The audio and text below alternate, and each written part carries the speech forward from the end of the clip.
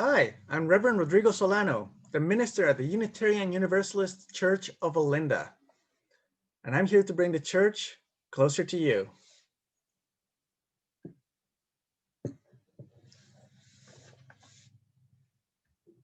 When the sun sets at 5:30 p.m. tonight, we will go through the two longest nights of the year, with only a short day in between.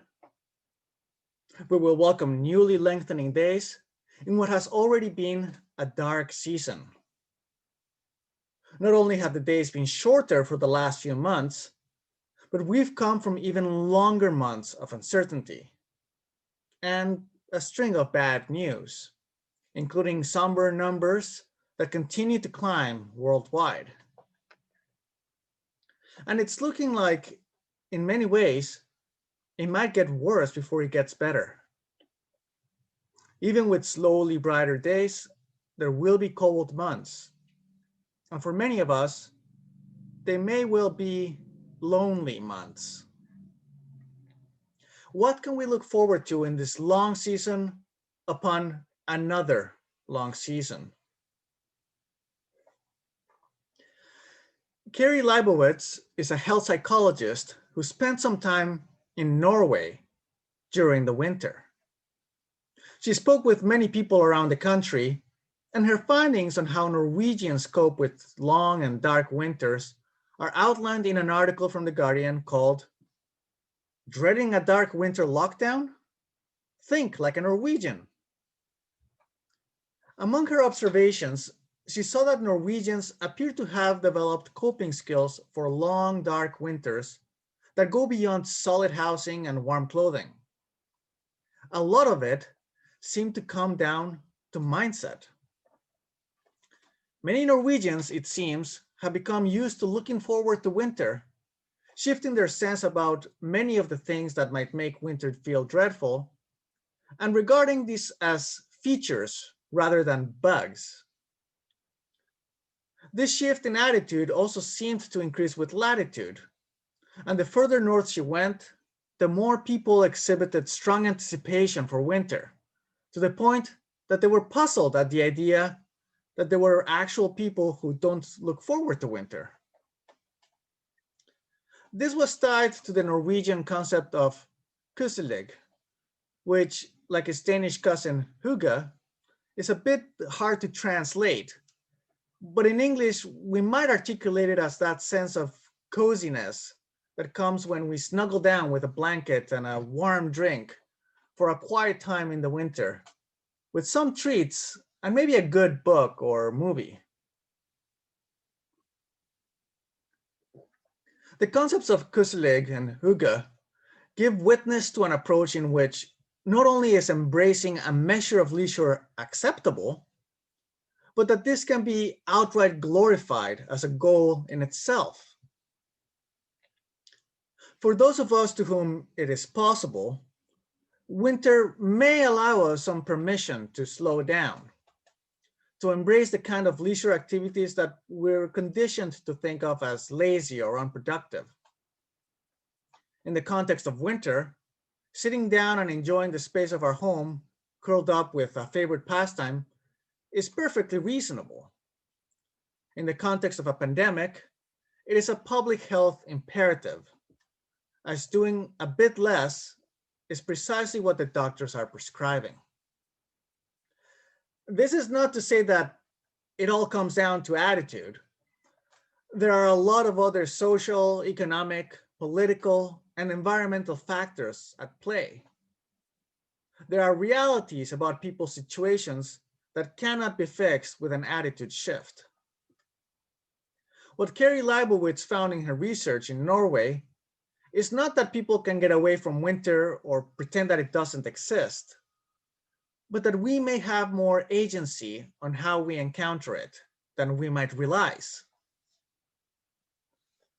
Already in this protracted pandemic season, many of us have been able to identify some advantages that weren't there before, such as finding that we might need to do less driving, for instance, or that other expenses we would otherwise incur might no longer seem necessary. These specific examples will not be true for everyone, but chances are that you might find some opportunities if you're on the lookout for them. In our church community, some of our members have found it easier to connect to Sunday services and other church activities when they couldn't before. Although the opposite has also been true for other members. The point of finding the opportunities in this extended winter is not to pretend that there aren't challenges, but to rather recognize them and, if possible, even embrace some of these challenges as potential sources of growth. And if we are fortunate enough to find opportunities in these challenges, we might also be able to offer what we can when we encounter folks who are struggling. Many of you have done just that, be it in connecting with members who could use further connection, or in volunteering gifts of time or even money to organizations that need additional assistance. This has always been part of the holiday spirit, and now it's even truer than before. Aside from bringing greater exposure to many of the social inequalities and environmental issues of our time, this protracted season has also shown surprising resilience among the world community. I have already spoken before about the incredible news of such a fast development of several viable vaccines. And I will continue to explore that story later on, as it is hard to overstate, because it shows that we can be capable of facing incredible challenges, even exceeding expectations about what could be possible. The most optimistic estimates were 12 to 18 months. Approvals for the vaccines came in just under a year. And just a few months ago, many were expressing doubts as to whether they'd even be possible. It turned out this time that they were. Shifting our attitudes about winter and lockdown is not about ignoring the additional anxieties that come with winter and with pandemic season. It is simply about being open to recognizing what might be possible in making these seasons spaces for self and social improvement. There seems to be a Norwegian saying that there is no such thing as bad weather, only bad clothes. And as winter arrives, reflecting on the story we tell ourselves about this time might just help us find the proper kind of clothes, the right tools to endure, and perhaps even enjoy this quieter time. My friends, as we head out into the long night of the year that is winter, we do so with the knowledge that the longest night of the year will have already passed after tomorrow. My friends, as of Monday, the days will begin to get longer and light will slowly be ever more present in our lives. Just seconds and minutes at a time, barely enough to notice it day to day.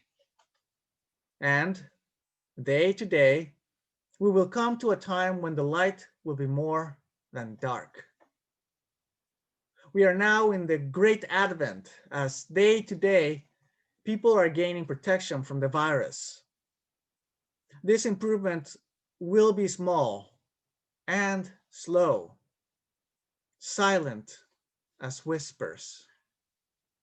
And as spring and summer arrive, my friends, it will eventually be clear that we can again breathe outside and in each other's homes in the physical presence of each other.